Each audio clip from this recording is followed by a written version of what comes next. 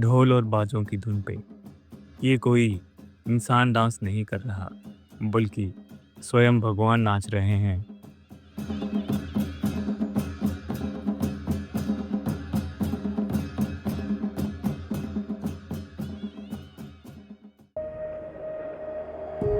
ये कहानी है हिमाचल की, जिसे हम सब देवभूमि के नाम से भी जानते हैं।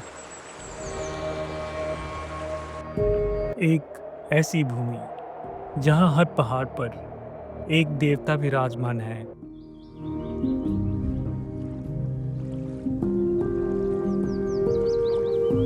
जहाँ हर वैली अपने अंदर एक नया रंग, एक नया नज़ारा समेट कर रखती है।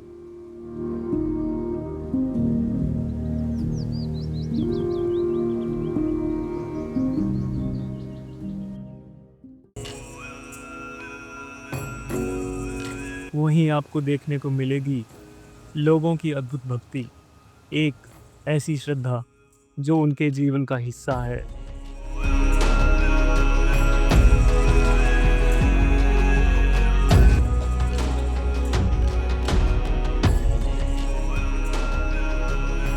कहा जाता है, देवता के बिना ये पहाड़ अधूरे हैं और इंसान के बिना देवता, ये दोनों एक दूसरे के साथी हैं, एक दूसरे का सहारा है। देवता और इंसान के इस संबंध का माध्यम बनता है गुर।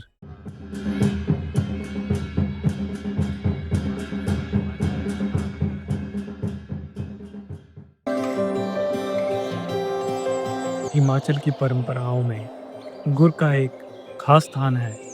गुर वह व्यक्ति होता है जो गांव के देवता का संदेश लोगों तक पहुंचाता है।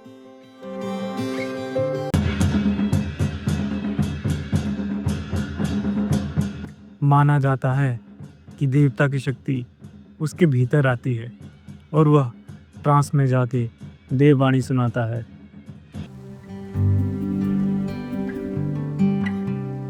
गांव की आस्था और परंपरा का सबसे बड़ा आधार होते हैं गुर।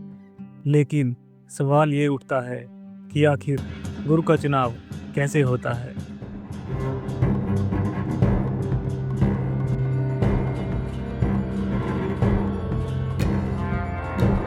गुरु का चुनाव कभी साधारण नहीं होता। ये पद किसी इंसान की इच्छा से नहीं, बल्कि देवता की आज्ञा से मिलता है।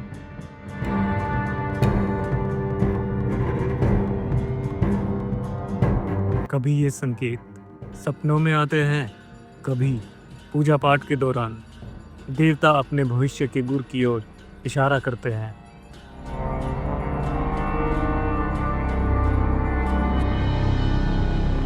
और जब भी किसी खास मौके पर देवता अपने भक्तों के बीच पधारते हैं, तो गुर फिर से एक बार देवता के साथ हो जाते हैं।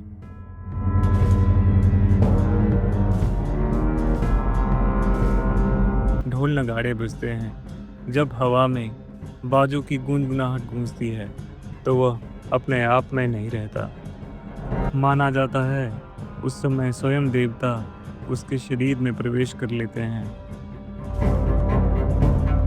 और गुर का सबसे बड़ा प्रमाण है देवखेल।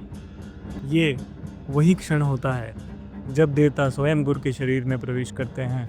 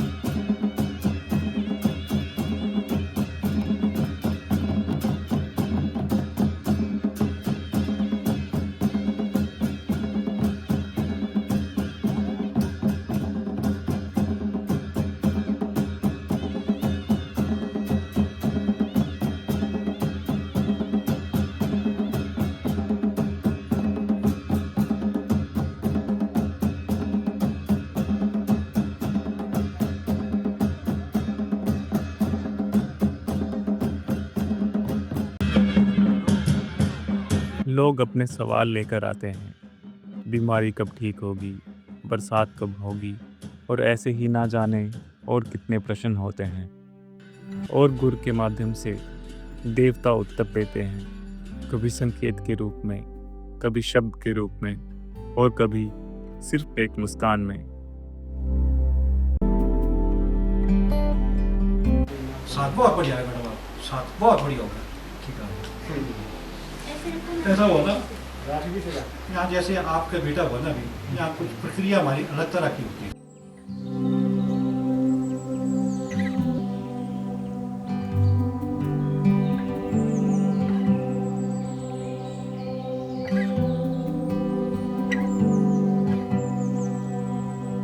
ना तो ये जादू है और ना ही ढोंग।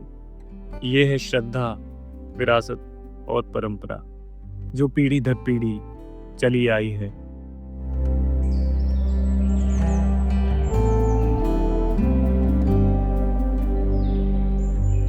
तो अगली बार जब आप देवभूमि के किसी कोने में होंगे और दूर से आपको ढोल की गूंज सुनाई दे, तो जरा रुक जाइएगा।